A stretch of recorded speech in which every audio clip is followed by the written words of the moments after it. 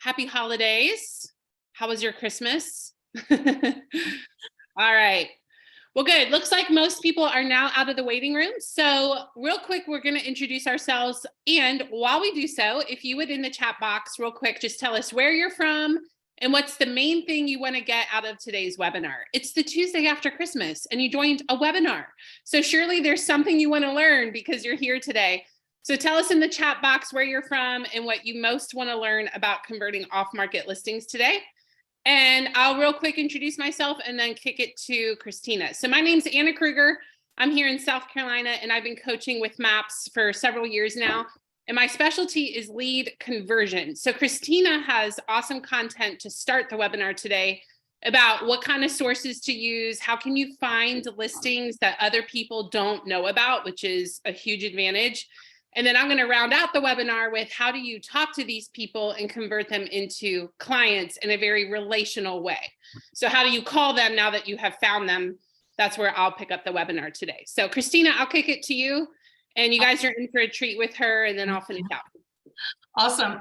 Knowing what to say and how to say it. That's the most important part, Anna. So hey guys, thank you so much for being here right after Christmas and everyone that's watching on the rewatch. We're super thankful that you're spending the week after Christmas with us, and I hope everyone had a really great holiday. My name is Christina Griffin. I'm a MAPS coach. I teach Dominate Off-Market Listings. I'm also a mastery coach for the last few years.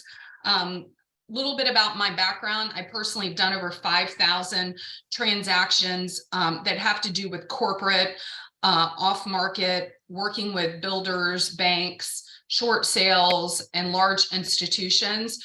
I'm also the community leader for Keller Williams Relocation, and I have a expansion team in Florida. So again, thank you for being here. And among other things, I'm also a mom of 3 awesome kids and 2 dogs. So again, thanks again for being here. Ideally, my goal today was to open your eyes to opportunity and the possibilities. You guys are here right now, and you're probably this week, it's the calm before the storm. You're reevaluating what your business plans are for the coming year. You may be cutting expenses. You may be reevaluating what lead sources work. In a mastermind a few years ago, Gary said those that create the opportunity control the market. And that's a big thing I'm passionate about, is teaching you how to create opportunity, giving you the right tools, the right resources, and opening your mind to the possibilities of what's available and what's out there. So first and foremost, one of the biggest components of off-market real estate, investors have been doing it for many, many years. It is life events. And I'm going to give you an example of a life event that you may be aware of. I feel like every real estate agent, they market to, right, Sphere and database, hopefully you've got a good 200 plus people in there, for sale by owners and expireds. There are hundreds of other life events that I want to open your eyes up to the possibilities and what's out there. Part of what I'm passionate about teaching is also giving you the tools, the resources, pointing you in the right direction to find these life events. A lot of us have been through many of the life events I'm going to explain to you yourself. So there could be one that resonates with you that you want to master and you want to become the expert of your community. So I'm going to give you some examples: family dynamics, employment, security, health issues. Those are 3 big main categories impacting real estate finance and investment in North America and Canada. So there are many trends to be able to, I'd say, open your mind to. I'm going to just touch and deep dive on a few of them that I think it's important for you to start thinking about. And what I mean by life events, and the reason I gave you the example of expireds, is that's an event that every day, those that have a TCPA compliant tools that, give you an example, RedX. You log into RedX every morning and you're going to prospect for the for sale by owners. The expireds could be for rent by owners. There are many other life events that expireds isn't even a life event. Well, it could be, but it's just an example. So divorce. I personally am extremely happily married, but I have gone through a divorce. Many of you on this call have also gone through divorces.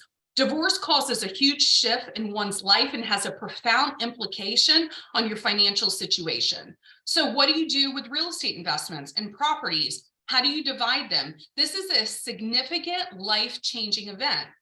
Do you know how to locate people in your community that are going through a divorce? Aging parents, senior population, aging parents, people that are in your world, seniors, they could need special care. Hey, Christina. Yes. I don't mean to interrupt you. The chat box, a lot of people are typing in that they only see a black screen, and that's the case for me too. Oh, goodness. Okay, hold on. Yeah. And then if y'all can hear, would you, and we can see it now, Christina, and then if y'all can hear, if you would just let us know, because some people are saying they can't. Oh, can you hear me? I can hear you. I can hear you and see you. Okay, it looks like it got fixed. We had like 6 people all at once say, I can't hear anything. So I think my goodness. But you can hear me okay? And can you see the screen? Yeah, so, we can now. It says live event, identify the opportunity, and we can hear you. So I think you're good to go. Perfect. Okay. Right. It could be, guys, I am 2 weeks out of recovering from COVID. So, well, actually 4 days out of recovering from COVID. So who the heck knows? It could be me. But anyway, aging parents, senior population. This is a massive life-changing event. Many of us have seniors in our, well, we all have seniors probably in our world, our church, people that we know. Do you know how to service? Do you know how to support? Do you know how to help seniors be able to get caretakers, to be able to help sell their investment properties? Many aging parents, many clients that you work with have real estate investments. The family has to decide if the aging parent should sell their home, buy a house closer to the kids, move into a retirement home. If the aging parent doesn't want to leave their home, then they have possibilities of hiring professional caretakers, assuming a healthy financial situation. Guys, I'm going to give you some notes and I'm going to show you where at the end that you can go and grab these notes. So I'm throwing a lot at you, but I just want you to open your mind up to these life events can be potential things that you grow your expertise to be able to become a community expert to service the people in your world. Adult children, a lot of us, heck, I've got a 21-year-old that just moved out. How many of you, your neighbors, your friends, your community, are you that one that they go to when they're looking for their first property? Career changes, medical problems. And then I'm going to deep dive in just a few other life events that are important. Bankruptcy, identifying all properties where one of the owners has an active Chapter 7 or Chapter 13 bankruptcy. Have you ever personally gone through a bankruptcy? Do you have a bankruptcy attorney that you work with? Do you know how to identify who is in a bankruptcy in your community and how to help them? Divorce, failed listings, flippers, identifying all the properties where people have bought, fixed, and sold. Those are people that could be potential owner, multiple transactions in your community, okay? Liens. The big thing I'm passionate about is helping others and being that expert. And again, I'm just opening your mind to different opportunity, tax liens, federal, state, local, HOA liens, service liens. Do you know how to locate those? These are key indicators in life events that they could potentially need your help. One of the biggest ones to master, I call it the first domino to master, is pre-foreclosures. That is a massive life event. People having to lose their home, sell their home. Do you know how to identify who missed a mortgage payment? Do you know how to understand a list pendant, notice of sale, an auction property, notice of a sheriff's sale? That's something I'm passionate about, teaching you how to identify those, become an expert. People that are going through a pre-foreclosure, there's a 1 in 4 chance that they need to sell that home. Pre-probate. Do you know how to identify a deceased owner, a death certificate, a probate? I personally, my mom, sister, and dad died all 9 years apart. Many of us have gone through death. Many of us have lost our loved ones. Who do people turn to when they're going through that event? I didn't have anybody that I turned to, and I wish that I would have had somebody like myself, that I'm passionate about helping others get through it and provide them with the resources needed. Those life events are something that you can see, you can understand in your neighborhood, in your community, everyone that a death certificate's been filed. The right script, the right message, the right process and path to be able to help them in your community. Just a few others. Senior owners, identify who has lived and owned a property for more than 25 years. They have a senior tax exemption. Being able to understand reverse mortgages, tax delinquencies, and much more. Those are just a few key factors of what life events are. Those that create the inventory control the market, right? Those are life events and key indicators that people are likely going to need your help. Understand how to help. All of those life events, understanding what resources they're going to need, how you're going to be able to help them. The biggest thing is building a team of professionals to assist with this life event. You should have divorce attorneys, bankruptcy, probate, pre-foreclosure, contractors that you work with, probate, people that clean out properties, being able to understand how to build that team that can help you become the expert in your community. If you do not have on your profile and all the platforms that you currently are part of, that you understand investments, pre-foreclosure, probate, divorce, more than likely the people in your world are not going to go to you. They're going to go to someone that identifies as that local community expert. Does your website have a blog? Writing blog posts to be able to have value and add value to your community is important. And Anna, I'm really passionate about teaching everyone, opening their eyes up to what the possibility is, and really truly understanding that we have people in our community that need our help.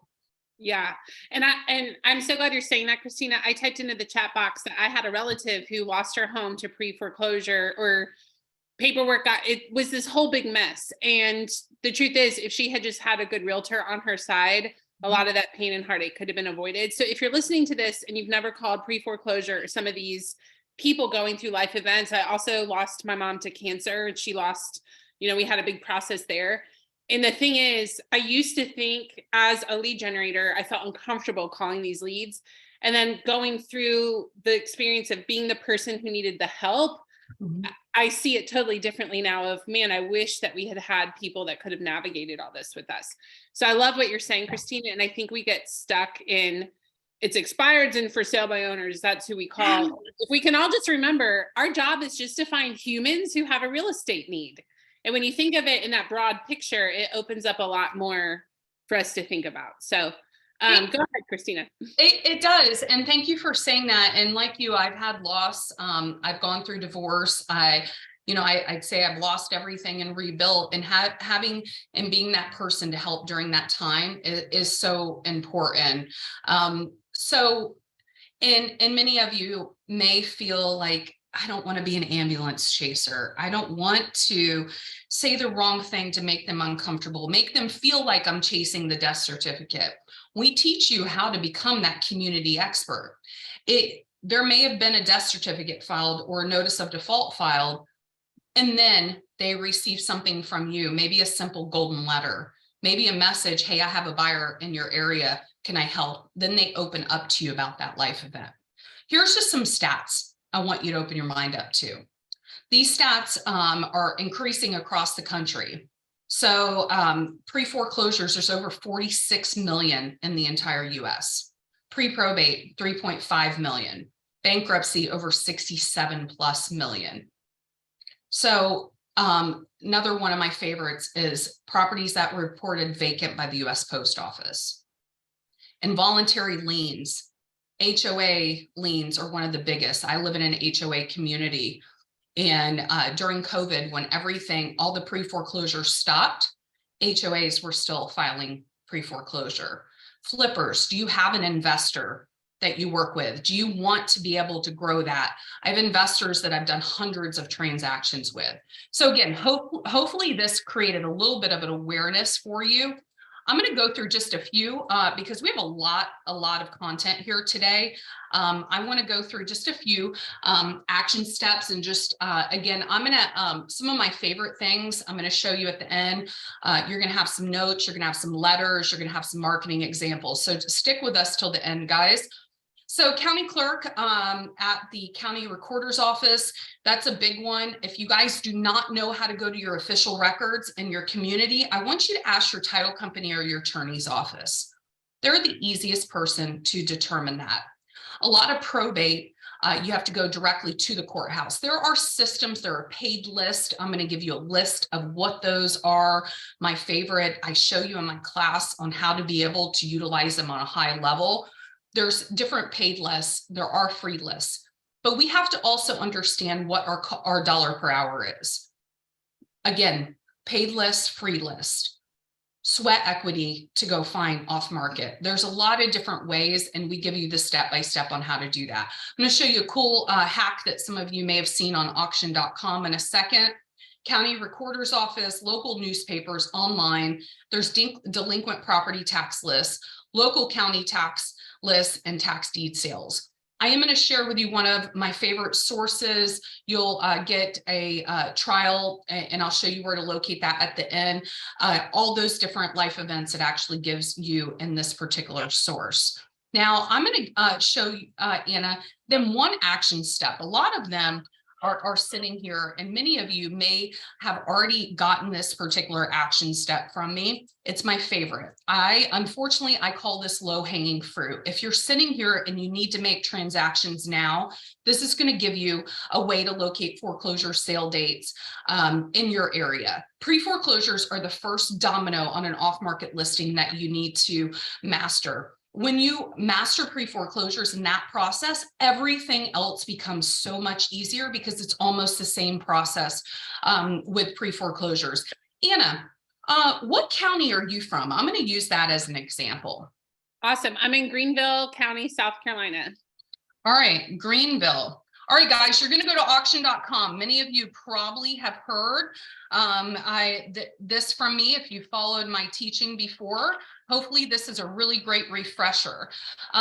There are beginning stages and end stages of foreclosure sale dates. There's notice of defaults, okay? And then there are also auction dates where people have been given a date that they are going to physically lose their home. So I'm going to show you an example of two different ones, the auction sale dates, which is free, that each and every one of you can start to utilize now. You're going to go, and I love if you are at a computer to do this with us, go and put your county into auction.com. And when you're putting your county into auction.com, I want you to, you'll see here, Greenville, South Carolina. This feeds in all the foreclosure sale calendars in the entire country. You're going to go to asset type, drop it down to foreclosure homes. Okay, now South Carolina is they were one of the last to start pre-foreclosing. So I'm going to show you that you'll see there's only 7 auction sale dates in Greenville, South Carolina. Now I'm going to show you an example of the difference between auction sale dates and foreclosure sale dates. Auction sale dates, those are ones that each one of you, I'm going to go, it's Greenville, South Carolina. Hold on one second, guys, and I am going to give you some awesomeness to be able to do in your particular world. So Greenville, South Carolina has 7. These are people that have physically lost their home or they have a date that they're going to lose their home. Now I'm showing you this one, but I'm going to actually show you the notice of defaults as well. Now, when you know how to locate the information, it's pretty amazing what occurs. So this is another system I use, and you're going to have the information in this. There's 461 pre-foreclosures in Greenville, South Carolina. Those are notice of sale dates. Not sure if you were aware there were so many, Anna, but do you see the difference? So Yeah, I need to get off this call, Christina. I have some calls to make. Finish us out. Yeah, this is awesome. So guys, They're 461. Now, why do I show you the difference? I think it's important to understand the beginning phase and the end phase of off-market listings. Divorce, bankruptcy, probate, liens, they all have a starting date and they have an ending date. So Anna has 461 pre-foreclosures in her particular county that have notice of defaults. Now you're going to get a free 30-day trial of this software that's in the details I'm going to share with you today. So I know many of you probably are, hey, where's she at right now? So 461. Now you have 7 that are auction sale dates. I want you to check your area. She has 98 in her state. Many of us forget that we are in, we can sell in our entire state. So I have 13 in my particular county, and I'm just going to show you a difference between mine and hers, and then give you some action steps around how you can start to go implement this into your business immediately. I have 1,987 in one county that I'm in alone. So I want you to imagine in Tampa, I'm in Tampa, there's 13. Anna has 7. I have right here 1,987 families that need my help. Need your help, need in your area. This is one domino. So check the foreclosure sale dates, go do a simple golden letter. Those are people that need your help right away. There are people that have been given a date that they're going to lose their home. Every single foreclosure sale date, you should go door knock, send a letter, TCPA compliant, pick up the phone and call them. Then again, hopefully it opened your mind up to the possibilities on notice of defaults. Every life event I showed you, I want you to imagine in your neighborhood, in your county, how many people need your help on all of those life events. Well, and I put this in the chat box, Christina, how many of you, even off mine, I live in the biggest area of South Carolina and it is still small. And there were 400 some people that I could reach out to. And I'm wondering how many of you are single agents or on teams that even if you listed only 10% of those, you would hit your goals for 2023. And that's one source, just one that Christina is showing us right now. Just one. So again, I want you to open your mind up to what the possibilities are. And that, again, that's something that we're super passionate about. One last factor before I move on, because a big one that needs our help, you have 260 pre-probate in your particular area as well, Anna. So those are people that have death certificates. So again, these are just a few things. County Recorder's Office paid lists, sites like auction.com, local newspapers, online, delinquent property tax, local county tax lists and tax deeds. Now, here's a few ways that I want you to open your mind up to how do you approach the prospecting. We gave you a ton of life events, showed you 1,900 notice of defaults that need your help in a county that I'm in. Check and see your county, how many foreclosure sale dates, those other life events. You're going to have people in your direct neighborhood. Do you know in your neighborhood who's going through divorce, who's a renter, who just had a loss, expireds, pre-foreclosures, and much more? Our goal should be, right, to be that community expert. And this is just another layer that's going to create clients for life. Pick up the phone, TCPA compliant. Anna's going to dive into that. Write a handwritten letter, door hangers, post-it notes on the door, pop buys, postcards. Nurture people long-term. When they raise their hand and they say, you know what, I'm going through a divorce right now, stay in touch with them. They're going to go through that journey. If you've been through a divorce yourself, you're either really excited it's happening or you're not, but it's going to take a journey that you're going to have to go through. Same with all of the other life events. So stay in touch, utilize your CRM, stay on top of it, become that expert in that community. So part of what I teach is to learn how to say and what to say it. Anna's going to teach you how to have the conversations, but how with probate, with divorce, all of these different life events, how can you be that expert in your community? You never have to pay for leads again. If you have the data at your fingertips and you can be an expert for everyone in your community going through these life events. One of my favorite scripts is if you were offered the right price for your house, would you be willing to sell? I'm going to show you at the end how to be able to have access to letters, marketing materials, and all of the tools that I'm sharing with you here today. That's going to segue into the most important part. I showed you where the opportunity is. Anna, go ahead and take the lead. Yeah, awesome. So I'm just going to say this because Christina didn't mention it, so I'm going to mention it for her. But that was a lot of awesome information, right? If you got a lot out of that, hit the reactions button, give her a thumbs up, give her a heart. You can do that at the bottom of the Zoom screen there. And what we'll do, some of you are typing in questions for Christina. You may not know this, but when we're sharing screen, it's tough to see the chat box. In fact, we can't see it. So at the end, we're going to open it up for Q&A and we'll come back and grab some of those questions. So we're not ignoring you. We can't always see the chat box. But she does have a class, and this is a lot of information. I have signed up for her class in the past. It's a wonderful class where she goes into a lot more detail. And at the end, we'll tell you where you can find more of that. So what I'm going to do now is talk to you about how you approach the actual conversation. So I'm really big into relationship-based sales. In other words, how do you have the sale without sounding salesy? Would anybody here like to be successful but not sound salesy in the process? Would that help anybody out? So that's what we're going to talk about today. And I've been doing this since 2006. And just to encourage you, my first sales team, I was almost kicked off for underperformance. I almost got out of sales, not by my own will, because I was going to be fired for underperformance. And I quickly realized I either need to get it together or change careers. And I decided to master some proven scientific language patterns. And I'll explain what a language pattern is here in a minute.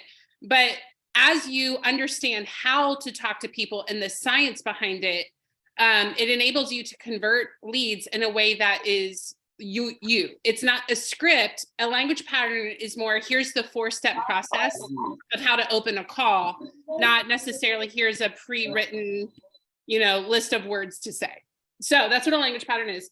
And once I learned these language patterns, my whole career turned around and I did so well. I've now been coaching people in this process. And that's not to tout my own horn here. I'm simply saying it's the pattern. And anybody can learn the pattern. If I can learn patterns, you can learn patterns. So let's talk through some language patterns of how do you start the call and how do you talk to all of these different lead sources. So the first thing I want to help you with is your mindset. So Christina, if you can stop sharing screen for a minute, I'll share screen here with the slides. But I really want to be able to see everyone's faces. I get energy from being able to see you. So I want you guys to think of lead generation kind of like you're in a football game. How many of you like football? Maybe raise your hand. I can see a lot of you now. How many of you know that the better sport is actually basketball? I'm going to raise my hand on that one. I'm a basketball fan. But today we're going to talk about football because it's a great analogy. So even if you're not a big football fan, this analogy will make sense to you. So in football, we're going to pretend that in our game of football, we can have as many footballs on the field as we want. And those footballs represent leads. Now, let me ask you a quick question. In the game of football, when do fans cheer? And you can unmute yourself or you could use the chat box. When do fans cheer during a football game? Rebecca in the chat box said a first down. Now, guys, do we get any points for a first down? So why would we cheer for that? Touchdown. Touchdown. Yeah, touchdown. We definitely cheer for that. We get some points for that, right? You cheer get for a more first down. chances. You cheer for a first down because it's progress toward the points. And you get more Absolutely. chances for points.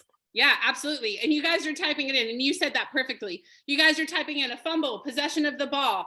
Obviously, when you score, a turnover. And if you guys think about it, how silly would it be to us if we were at a football game and our team just took possession of the ball, now we're taking it towards our goal, and some guy beside us in the fans is like, what a terrible play. That's awful.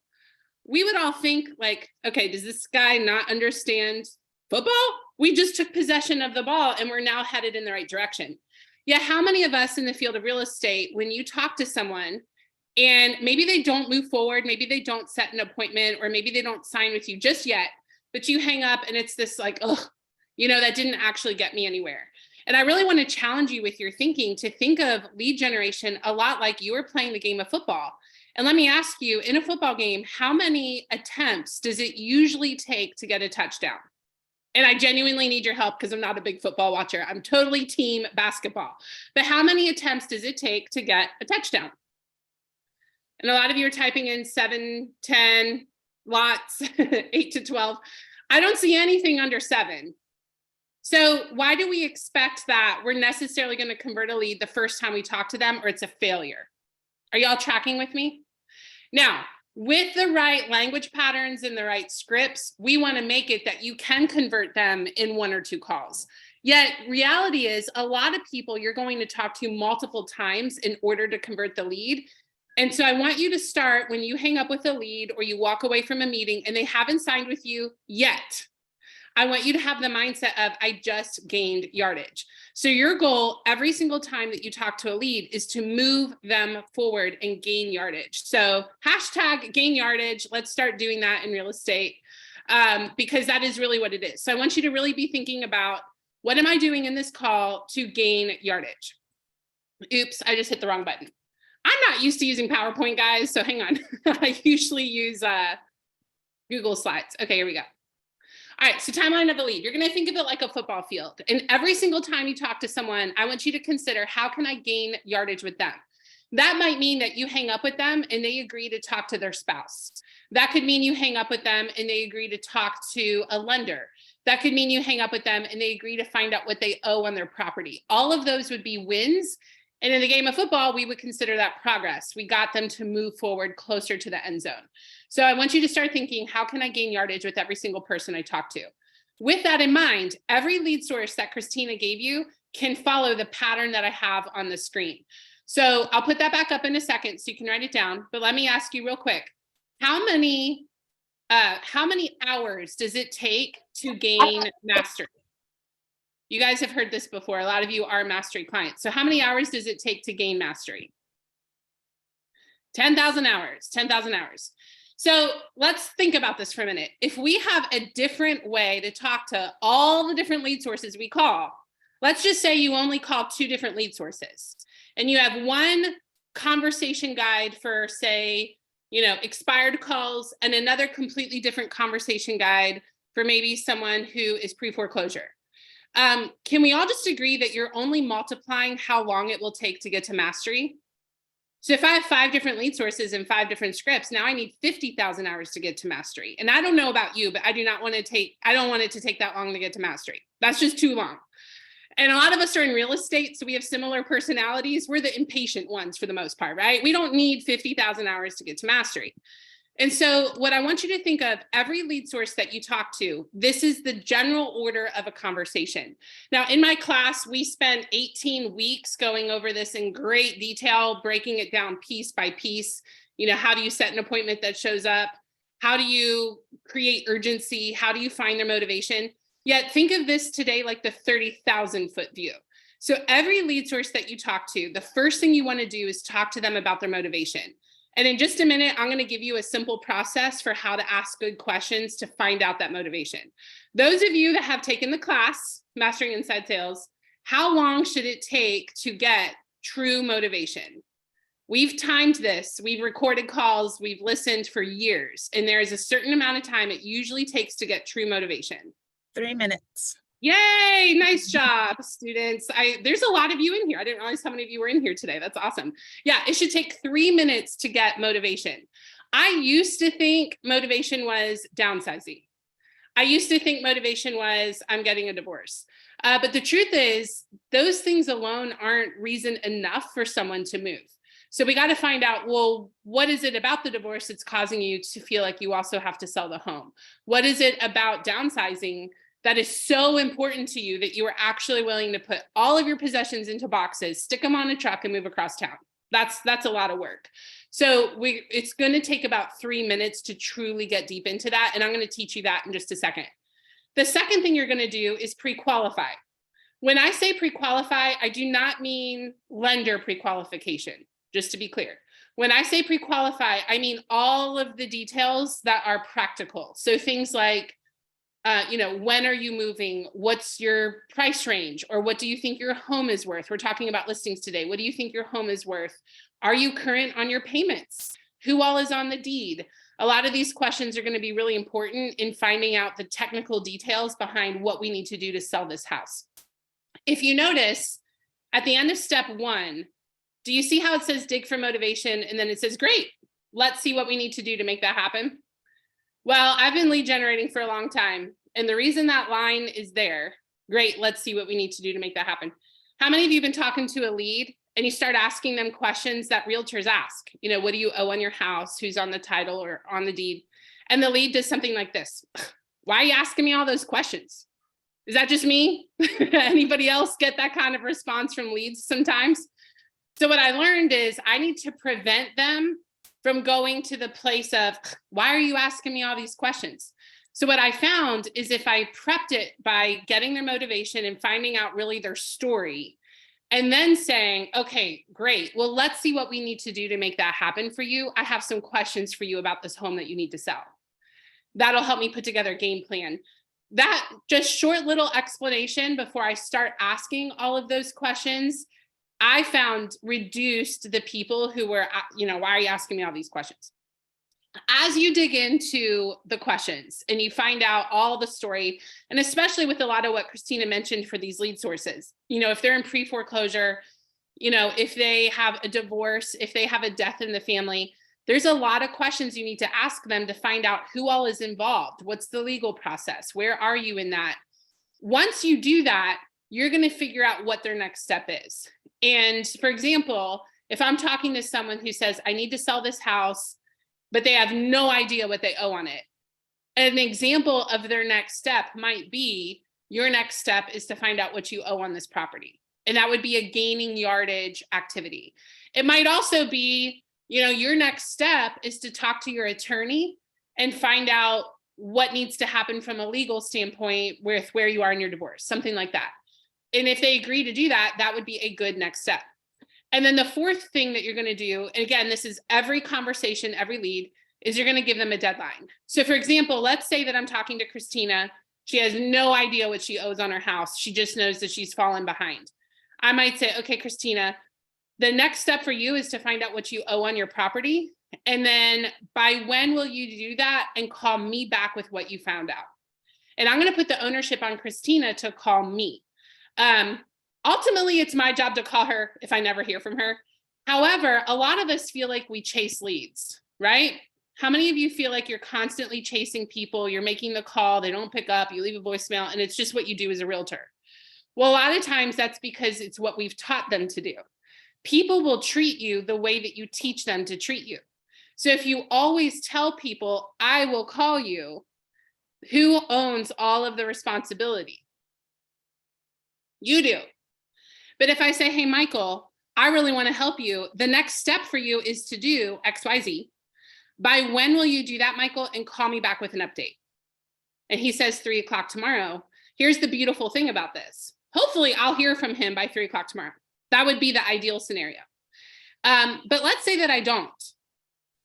If I should call Michael at 3:15 tomorrow, what is Michael probably going to think about my level of customer service as a real estate agent? Because he was supposed to call me at 3 and he either forgot or got distracted or whatever happened. And now I'm calling him. Now I'm just doing my job, but I'm seen as this amazing service level. She's so on top of it. What a great realtor. And I'm building trust. Y'all track with that? I need some facial expressions. I'm a facial expression person. Okay, good. So that's the way that you talk with every lead, and it's a way to put ownership on them. And as you move them forward and they agree to call you back, you just gain yardage, which again is a mindset thing. So we're talking listings today, but I do real quick want to touch on how you would use this with buyers as well. It's every lead source, and I just want to drive that home. Say you're talking with a web lead. Well, you're going to dig for motivation. What makes you want to buy a house? Tell me more about that and all that. You're going to spend 3 minutes, which I'll teach you in just a minute how to do that well. Then you're going to pre-qualify, and maybe you find out that they have no idea what they qualify for. They're a first-time home buyer and they don't have a clue. You might say, okay, your next step is to talk with a lender and find out what you qualify for. How quickly can you call me back and let me know what the lender said? And they would give me a time, and now we've set that deadline.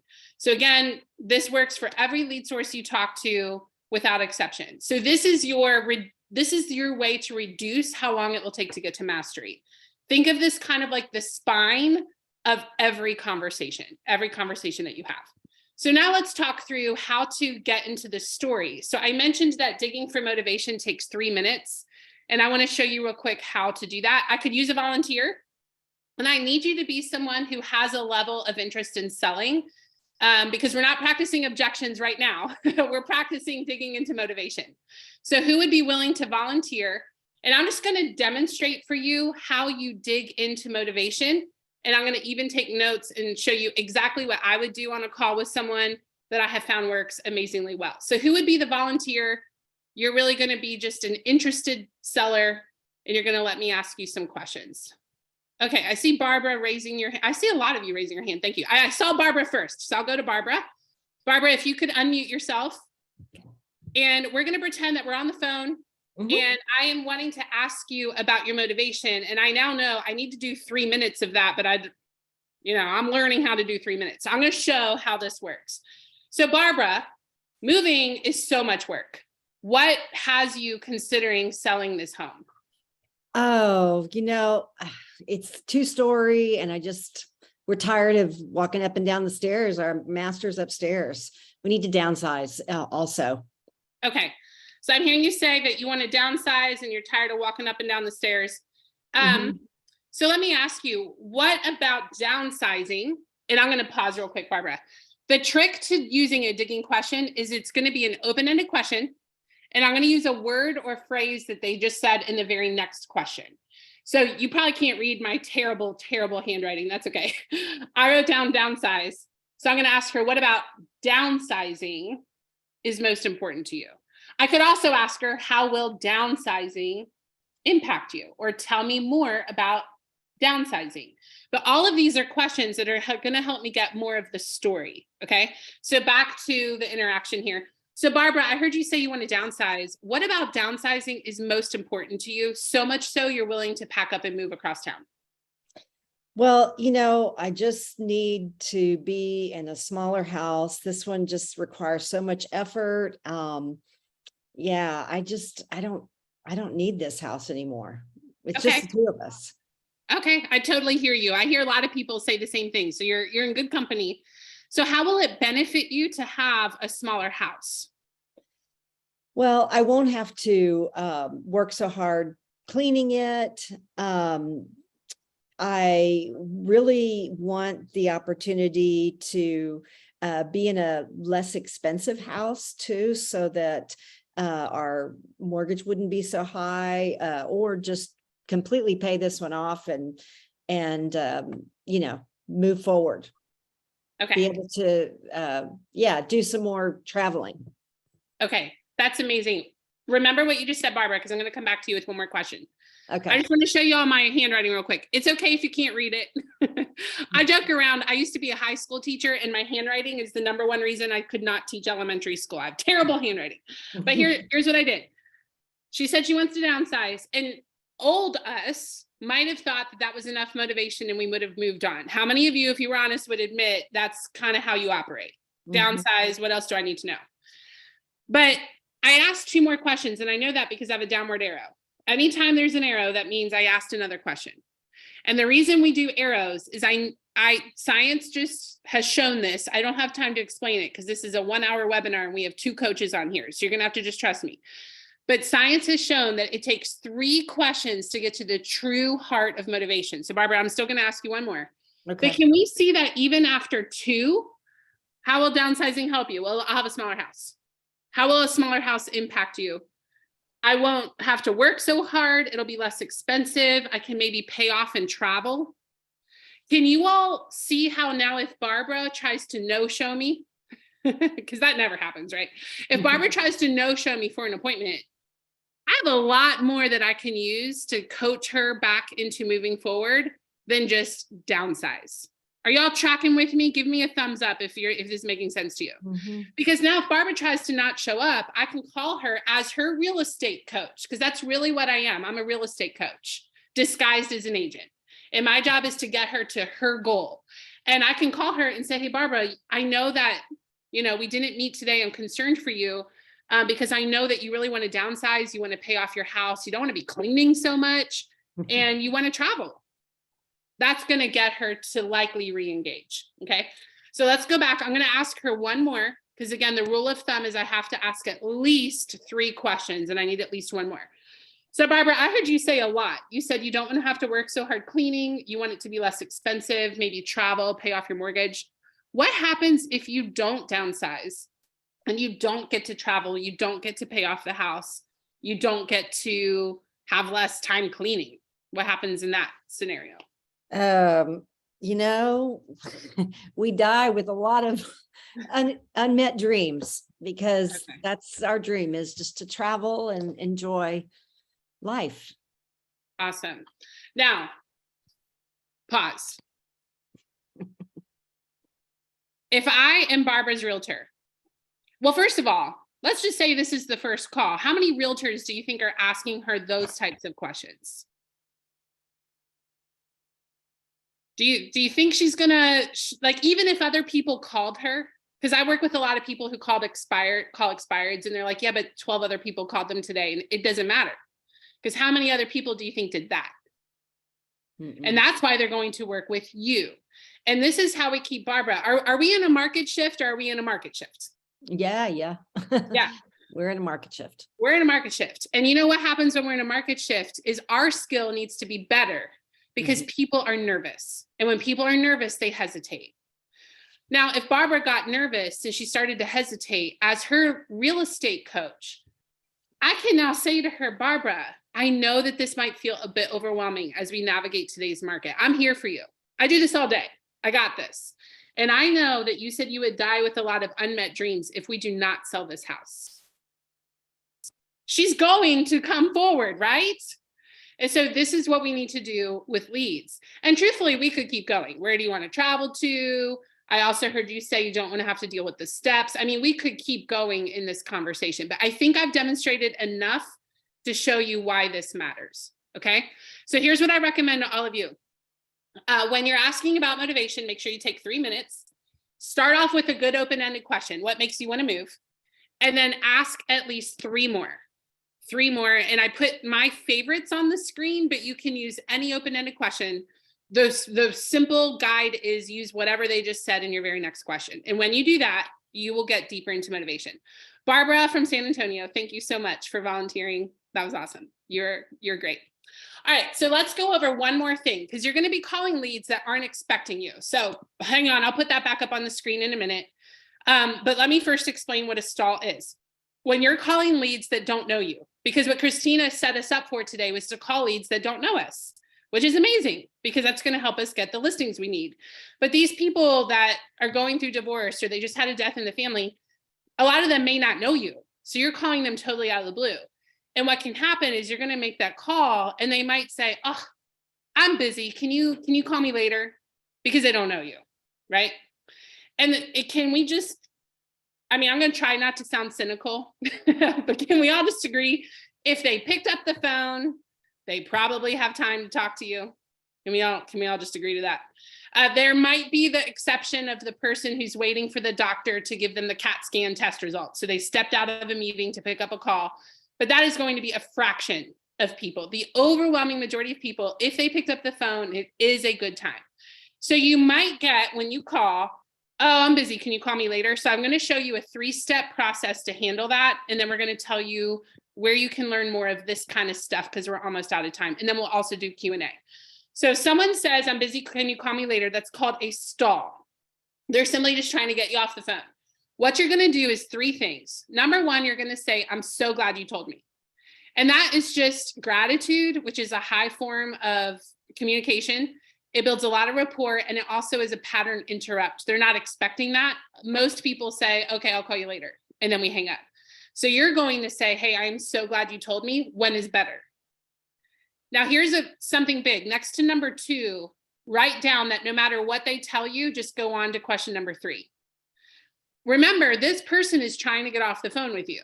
So if they say, tomorrow, and you're like, well, when tomorrow? Morning, afternoon, 2 o'clock, 3 o'clock, they are very likely going to just hang up on you. That's just the reality. So I don't care if they say, call me tomorrow, call me next month, call me in 3 days. Great. in 30 seconds or less, what has you considering a move? So I'm glad you told me when is better. And then in 30 seconds or less, what has you considering a move? And then here's the rule of thumb. If they keep talking, you keep talking. So how many of you have maybe been leaving church or work, or maybe even the Christmas gathering you just had, and you're on your way out the door, you're kind of on a, I gotta go. And someone's like, hey, real quick, how are the kids? And how many of you have stopped the rush? And because they asked about you, you ended up engaging in conversation, and then you stood there for 5 more minutes. That's what we're wanting to create over the phone. So we're going to ask about them. And that's why we're not going to belabor when is the best time to call them back. That's not interesting. But you know who everyone thinks is interesting is themselves. So we're going to ask about themselves. So, hey, and I'm so glad you told me when is better. And then, hey, Ryan, just in 30 seconds or less, what has you thinking about making a move? And if he says, oh, I was just going to downsize. Great. What will downsizing do for you? And what we find is people tend to stay on the phone. Now, some of them will still hang up. However, I at least know Ryan wants to downsize. So if I call him tomorrow, I can say, hey, Ryan, I know you want to downsize. And the conversation is immediately more interesting. Does that make sense to everyone? Okay. Now in class, we spend a whole hour going a deep dive into that, but that's just a quick overview for you. So the rule of thumb, if they keep talking, you keep talking. If they say it a second time, well, I want to downsize, but like I said, I really got to go. At that point, go ahead and let them go. And that keeps you from being pushy and very relational. But now you at least have some data to call them with tomorrow. So that's the quick rundown of how to call leads. So the first thing is your mindset. Think of it like, how can I gain yardage with this person? And that does assume that you will follow up with them. Christina mentioned that follow-up is so important. A lot of times we lose good leads because we're only focused on people who will do something today. And what we have to remember is, just like in football, it can take 7, 8, 10 times to get them into the end zone in touchdown. So you got to keep up with them. And then this is your order: motivation, pre-qual, next step, deadline. And then you're going to make sure you spend 3 minutes on motivation. And that's how you navigate it if they try to brush you off the phone. So you might be wondering how to get more of this. So let's touch on this, and then we'll open it up for Q&A. And then we'll close out here in about 8 minutes. So Anna, I do want to mention, gosh, you make it sound so easy to have these conversations. So many people have call reluctancy. And I will tell you, my ISA team has taken your class multiple times, and it makes such a huge difference. So I just had to give you a shout out, because a lot of people are probably thinking, all these lead sources I gave them, how are they going to actually feel comfortable picking up the call? And it just, you did it with such ease in such a short time. So yeah. Well, thank you, Christina. And what I'll tell you guys is it only looks easy because of how long it's been. But here's the thing. Remember, I almost got kicked off my first sales team. I was a high school teacher. Like, I was not a salesperson, never had sales training. And it's the language patterns. And the thing is, if you were to spend 3 to 6 months just committing yourself to mastery, it will start to sound easy to people that listen to you as well. But it does take practice and it takes effort. And so this is where this slide comes in, and I'll give Christina back in just a second so she can share about hers. The class that I teach is 18 weeks. We meet once a week and we record every session. So if your schedule doesn't jive with it, that's totally fine. masteringinsidesales.com. And the next class is February 15th.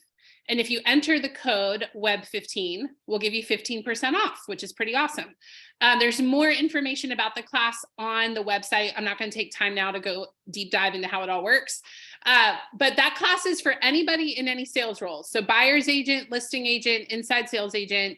It is conversion techniques. So how do you set an appointment that actually shows up? How do you leave a voicemail that actually gets a call back? How do you create urgency? What do you do to get the signature 90% of the time that they meet with you so that they actually hire you? All those things. So we do 19 different language patterns. Those are just some of them.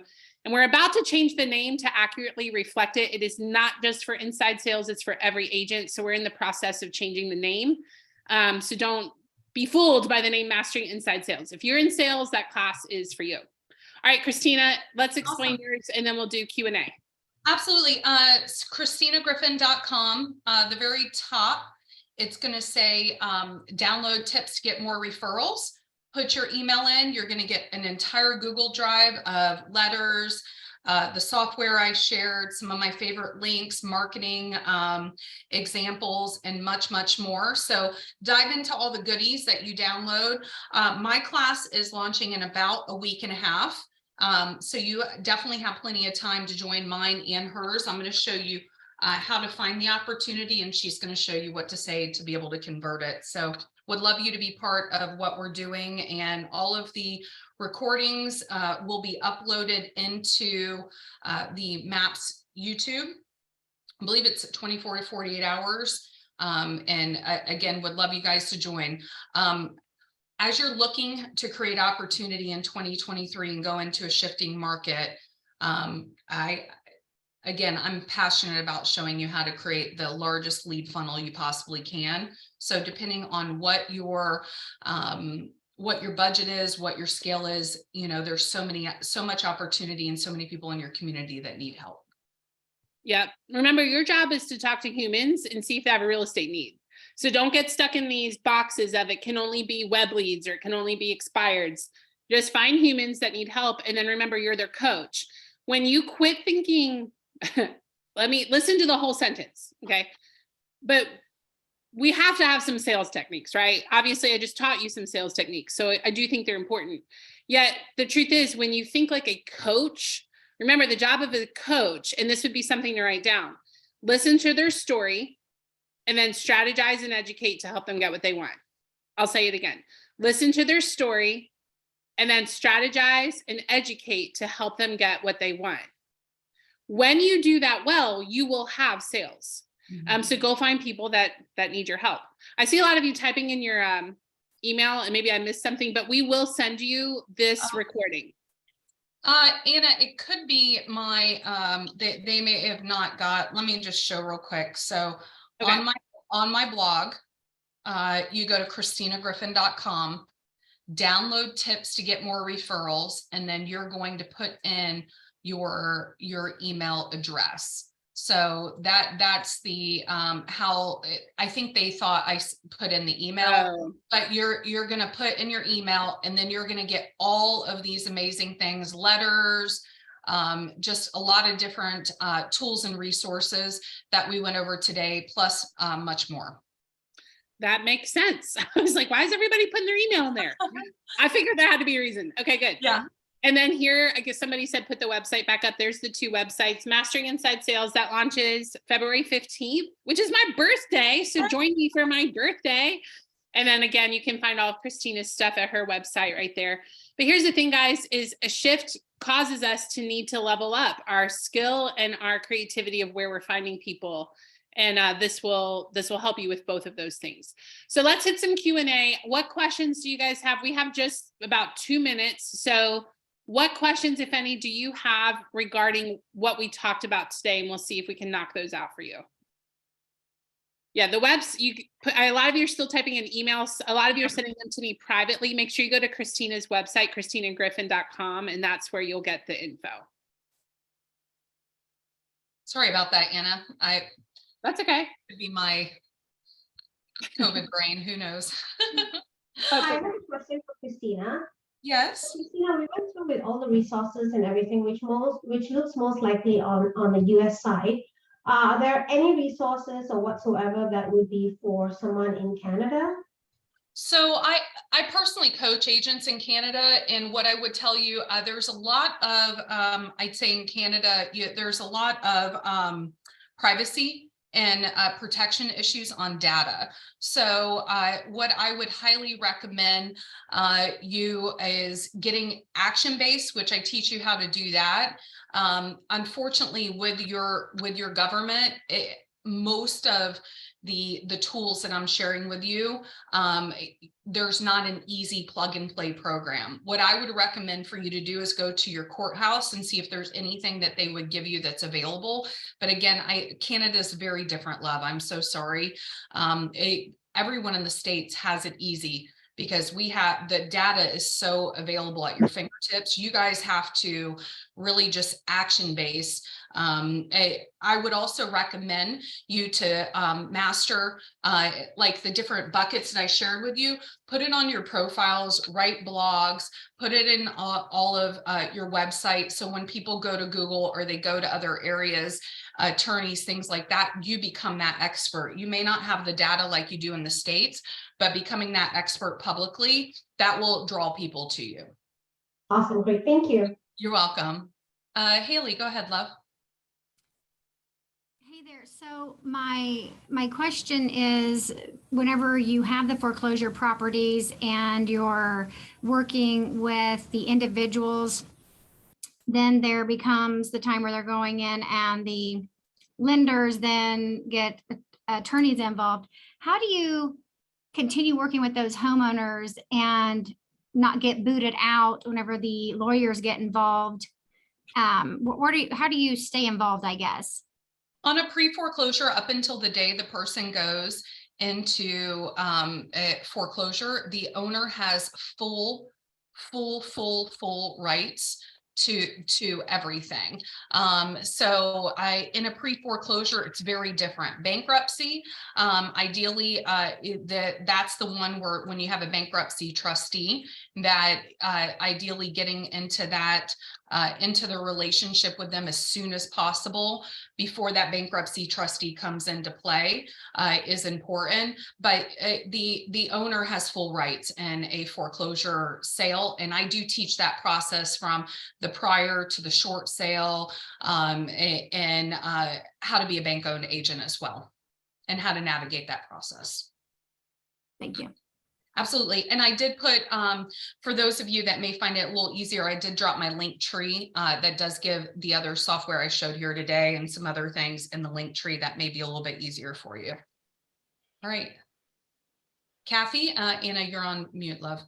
Oh, I just said there it is on the screen for you guys to see what that link tree is. And then the other site is this one. Mm-hmm.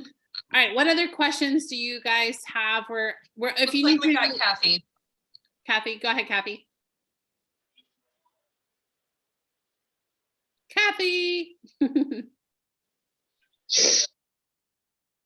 I have a question. Can you hear me? Yeah, we can hear you, Josh. Okay, great. Yeah, I think I typed it in there in the screen. Thank you, both of you. First of all, we appreciate it. Welcome.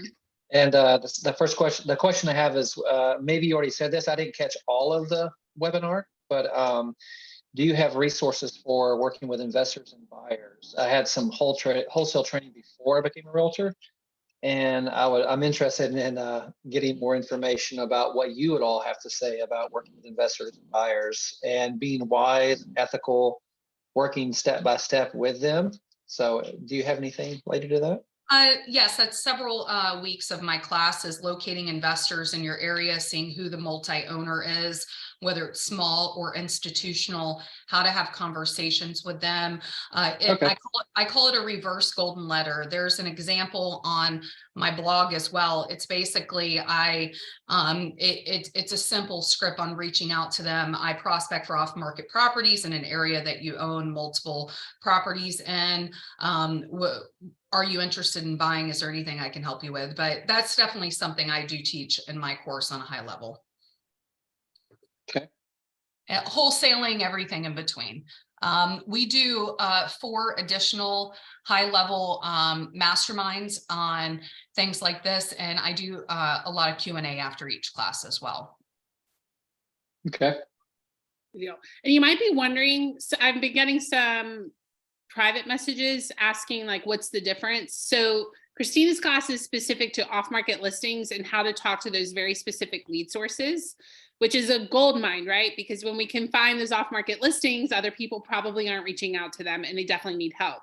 The class I teach is really how to talk to every lead source. So, I mean, literally every lead source that you talk to is a human, right? And I don't mean to be overly basic, but every human, the same basic psychology works.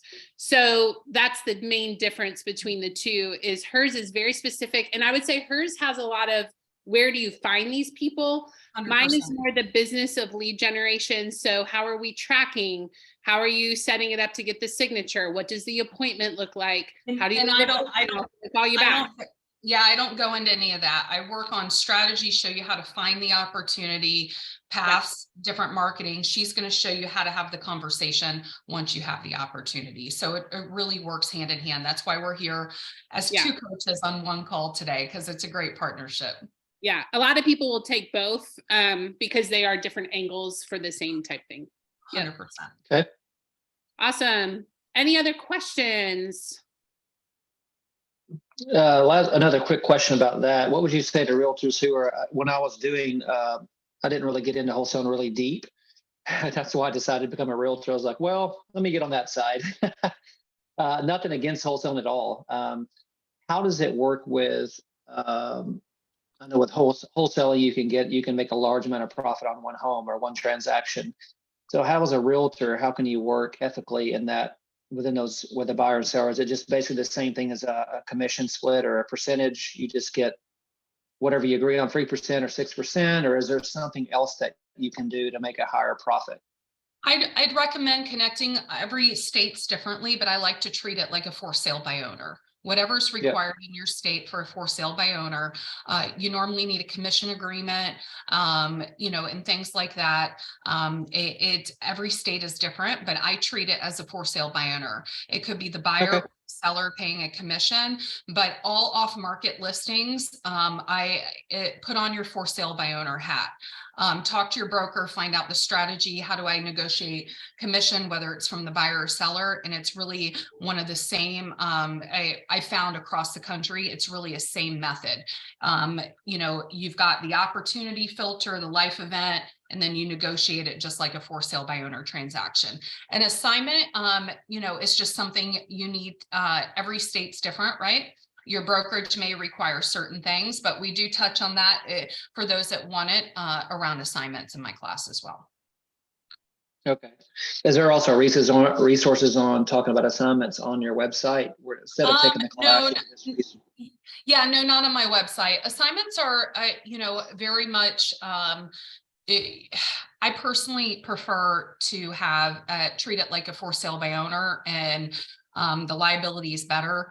It could be a 10% commission, but that's personally how I like to handle that. But yeah, we in the mastermind portions, we do deep dive into that. Do you do a regular national contract for that, or just within your state, for sale by owner, whatever your state says their for sale by owner is for their realtor association or something like that? Yeah, I've got some like national ones. Some of my institutional investors have shared with me that I share with you guys. But yeah, definitely inside the class we do. You guys have a resource drive of more stuff than you probably ever could imagine. Thank you so much. You're welcome. I appreciate that. That was helpful. Thank you. Guys, feel free to reach out. You got Anna's info as well. Mine is Christina Griffin at kw.com. Feel free to reach out if you have any direct questions. Yeah, mine is mapscoachanna@gmail.com. And then you can also connect to the website. All right, I think we answered. I've been watching the chat box. I think we got all the questions that came in. So thank you guys so much for being with us. We will email this to you and remind you of the discount code for class. So just be on the lookout. In full disclosure, I am on Christmas break and I hopped on and I even put on my nice clothes just for this one webinar. So you might not get that email tomorrow, but you will get the email with the recording and the reminder of the discount code. So just be on the lookout for that. And we will see you all. Somebody asked, is your class only once? Her class, how many weeks is it, Christina? And then I know it's offered a few times a year. Yeah, it's 12 weeks. You get everything for 60 days after the very last recording. Plus we have a ton of additional masterminds within it. Yeah. And that's the thing. You guys have asked some great questions and we both teach classes. Mine is 18 weeks long. Christina's is 12. That's a lot of weeks combined. And we wanted to pull from the top most relevant to help you get listings and smash it together in a 1-hour webinar. So if you're feeling a little overwhelmed, that's probably normal, and just take one or both of the classes and you'll get a much deeper dive. I mean, all of us know this. This is why you're here on a webinar today. Now is not the time to not be working on skill. Skill there are two resources that you have, and it's time and money, and these classes will help you with both. As you are better, you will not need to talk to as many people. In the last market shift, I tracked it during COVID, actually, when in March of 2020, when everything was shut down and nobody knew what was going on. Now we know it was a great real estate market, right? But right in March of 2020, when everything just stopped, it took 48 contacts in order to set an appointment. Normal in a normal market is 20. I will say people are concerned about the market right now, but they're not as concerned as they were in March of 2020. Can we all just agree to that? So if you're sitting there thinking, the market, what am I going to do? Well, if during COVID in March of 2020, it took 48 contacts to set one, I feel confident that it's not that many now. And so the thing is, you do have to talk to more people in order to find an appointment. On the other side of that, though, as your skill is higher, you won't need to talk to as many people because you're going to get more from each contact that you have. So as your skill increases, the amount of hustle that you will need to make will decrease. Now, I recommend still hustle as hard and just make more money and have more closings. But that'll give you time and money as you work on these skills. All right. Oh, what's the class? Let me hit the chat box one more time. Somebody asked, what's the class link? It's masteringinsidesales.com. And then Christina's was, what was it? ChristinaGriffin.com. Yes, ChristinaGriffin.com. You'll find all the details. It's Dominate Off Market Listings, and it's also on the Maps Coaches website as well. Yeah. And that's there on the site. I just put it up for you guys. All right. Well, thanks for being here with us. I'm going to go back to my Christmas break. You all enjoy the rest of your whatever you're doing this week. And we'll see you hopefully in one of these next classes. So have a great day, everybody. Bye, Happy guys. New Have Year's, a great ladies. day. Happy New Year's. Happy New Thank Year. you again. Bye-bye.